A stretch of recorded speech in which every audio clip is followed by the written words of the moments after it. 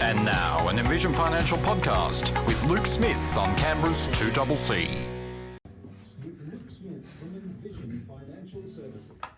Yes, it's Friday afternoon, and thank heavens for that. Joining me in the studio, as he does every Friday afternoon, Luke Smith. Good afternoon. Maybe someone's just told him that it's too late to get a super contribution. I don't know. Maybe that's why he's upset. No. You know what? People can't say they weren't told because you were banging on about that for quite a long time. Mate, I've been banging on it. I'm out. Golf course edition today. I gave up this morning. I had a couple of meetings on the golf course and I called it evens. So. Today is the last business day of the financial year. I know some people do business on weekends, so for them it continues until Sunday. Yep. But for you, of course, Yes. you're in rest and relaxation mode right now. Well, for the last 6 to 8 weeks of manic. It's everyone's cooked their goose as of 20 minutes. It's all too late now, so if the money's not in, you're not claiming a deduction. So. And as we have done now for the last couple of weeks, we're actually turning our attention to the new financial year, which starts on Monday. And today's topic, new financial year habits and new financial habits. And I know at the end of the calendar year, people love to make New Year's resolutions. Yep. Oh, I'm going to tell my family I love them, or whatever the case might be. Correct. So the end of the financial year is a great time for some new financial year financial resolutions. Yeah, look, it's a great line in the sand, exactly like you say. Christmas time, great time to lose a bit of weight, run a marathon, whatever you want to do. No, it's not. Christmas time you put weight on. It's New Year that you say, oh dear, I've gone too far, I need to lose it again. Yeah. Yes. Well, 1 July, great time to have or consider a change of behaviour financially because there are a few things that are going to occur from the 1st of July. One of them is that the 27,500 limit for deductible contributions and concessional caps is increasing to 30,000. So that's a great one now to say, okay, I've been salary sacrificing at work and my work make a regular payment out of my wages into super. You want to be going in first week, next week and say, listen, can you bump up what comes out? Because you might be able to get, cash flow permitting, you've got a couple of grand there that you can add and build into the super fund over time.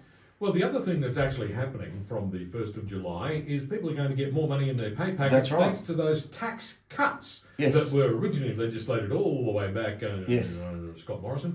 And now we're finally going to get that in our pay packet from next week. So people will find they have a little more money. Yeah. So one of the things you can do with that little extra money is instead of rushing down to the shop and spending it, you could invest it. That's right. And again, adding a little bit of that to a super contribution is one way. And the first point I had here was, look where the money's going.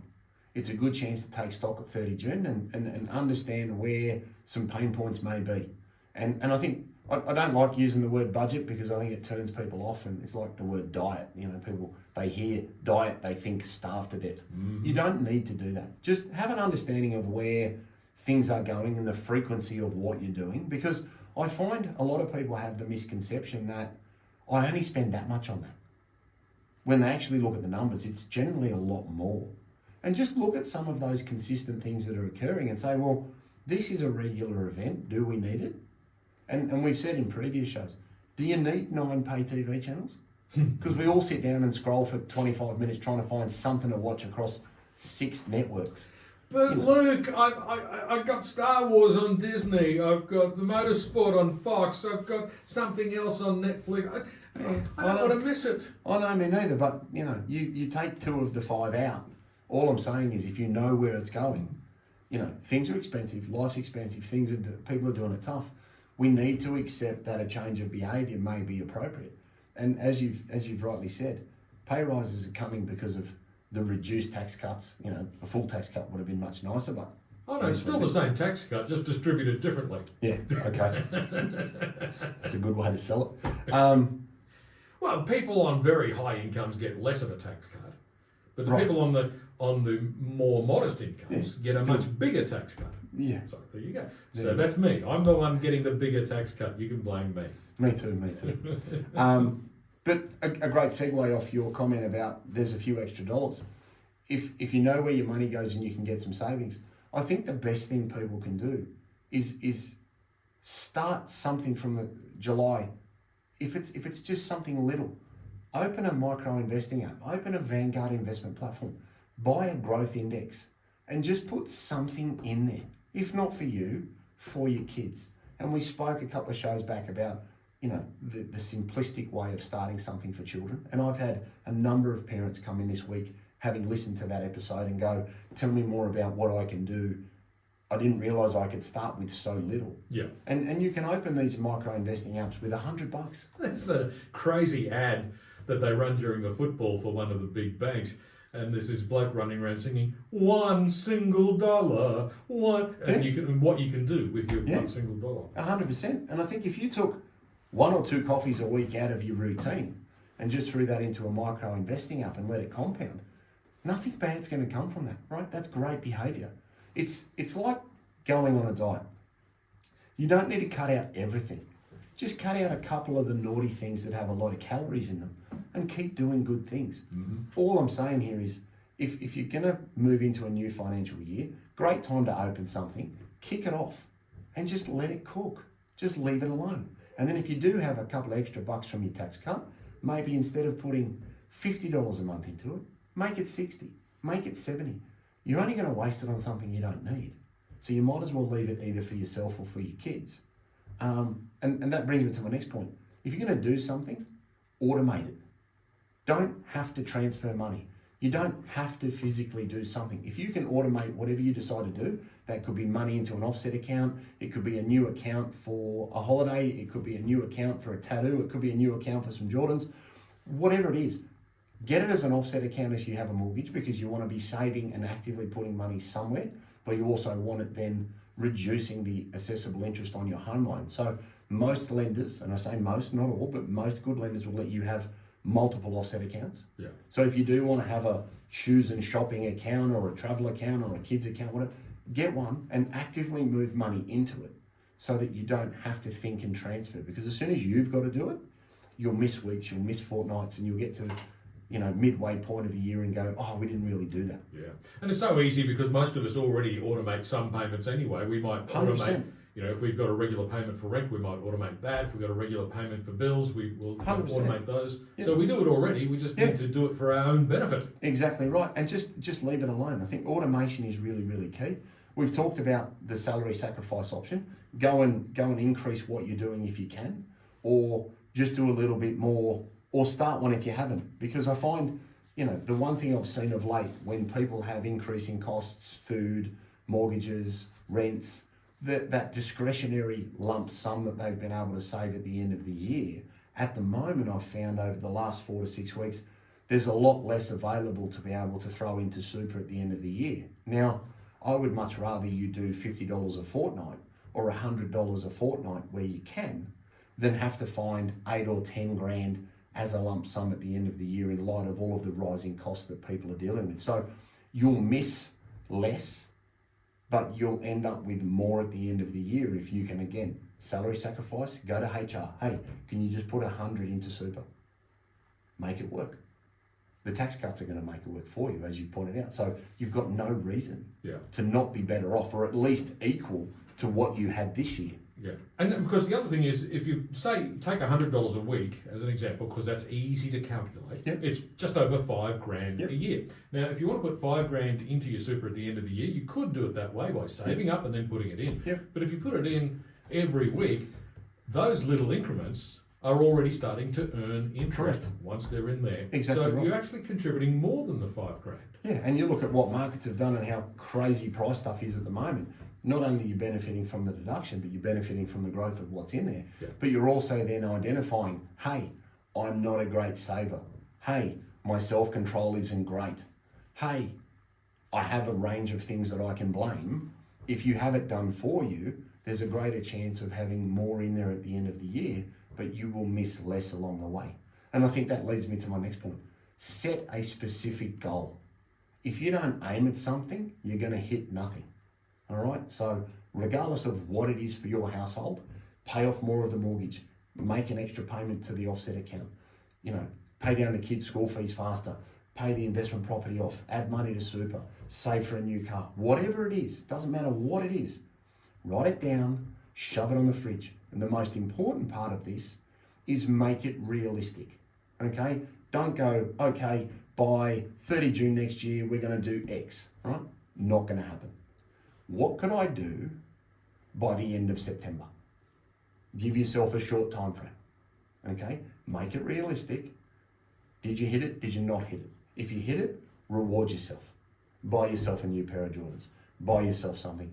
Go out for tea with your partner. Do whatever you want to do, because that's a huge achievement. Yeah. And I think if you can stay engaged with those objectives and those goals, the likelihood of you making them sustainable is increased tenfold over hoping that you get something done by 30 June, because it only takes the dishwasher to blow up, the hot water to blow up, and a car to need some repairs. Indeed. And you throw your hands in the air and go, oh, it's too late now, it's all done, I'm not going to bother.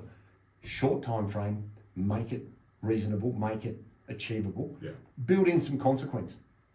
I find this year, this financial year, the people that have had the biggest problems, and this sounds silly, but it's what I'm seeing, the people with the biggest problems have sometimes the best cash flow because they have no consequence in relation to their behaviour. So if you need to build in some consequence, and what I mean is, if you've been lucky enough to pay your house off and you've been paying a $3,500 mortgage for the last 15 years, you know you can do that. You pay your house off and now there's no consequence. There's no need to direct that money to something. I find it becomes frivolous, it gets wasted, and at the end of the year somebody goes, oh, I should have saved 40,000, but I didn't. Exactly. So create some consequence through your goal setting. And the last one I think that's really important is take stock of what you've got at home. With all of the apps, Marketplace, eBay, and whatever else you can think of that's on your phone, if you've got something in the garage you haven't used, right, sell it. Get rid of it. If you've got clothes in the cupboard and you haven't put them on in the last 6 months, there's a good chance you either got fat and they don't fit, or you got too thin and they don't fit, or you just don't like them anymore. Sell them. You know, the value of basic assets in people's houses, if you actually went online, you could sell just about anything now from the comfort of your lounge room after work and generate some additional money that way. That could be seed capital for Vanguard, seed capital for a micro investing app, or additional money into your super, or pay off your mortgage with your offset account. Take stock of what you're not using, sell it, move on, use it for good. 10 to 5, Luke Smith from Envision Financial is with me in the studio. We'll be back with more in a moment.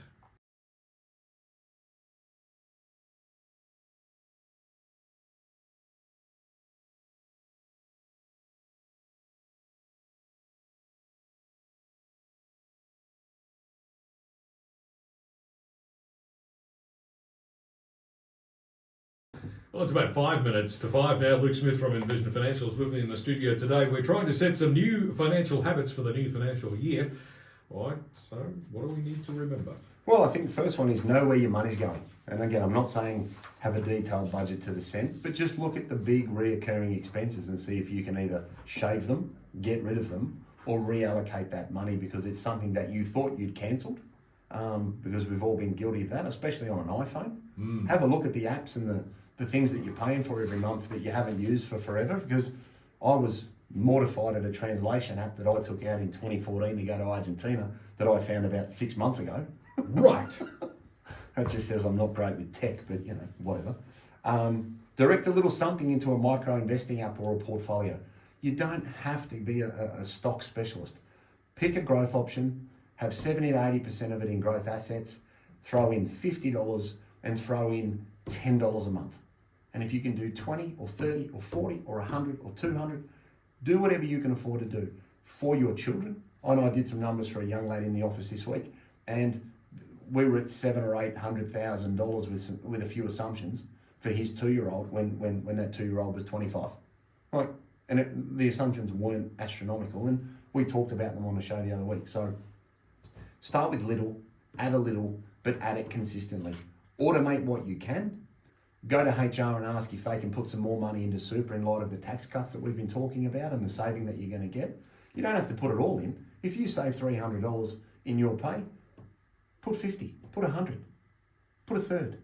Just put something into super, because you might not think about it now at 38, 42, 51. You will be thanking yourself at 60 to go, wow, look at this good behaviour, because it's compounded to a number that now is really beneficial. See what you're not using at home. If you can sell it, sell it. If you don't need it, get rid of it.